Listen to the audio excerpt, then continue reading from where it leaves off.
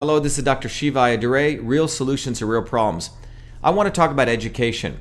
One of the most important things that I believe we need to make accessible to all people at all different levels, be it you're at the kindergarten level, be it you're at the K through 12 level, or you're in college, or even continuing education, is systems thinking education. The world is actually a complex system.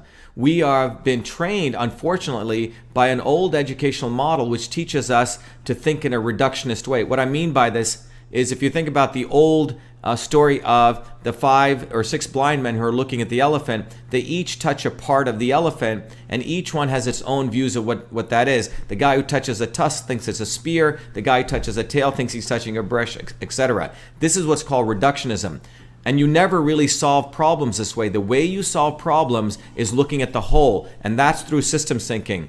I will work very, very vigorously to make sure that the systems thinking approach is implemented not only in how we look at formulating legislations, but also as an educational model across the enterprise of American education. Again, systems thinking is a real way to get real solutions to real problems. Again, this is Dr. Shiva. Thank you.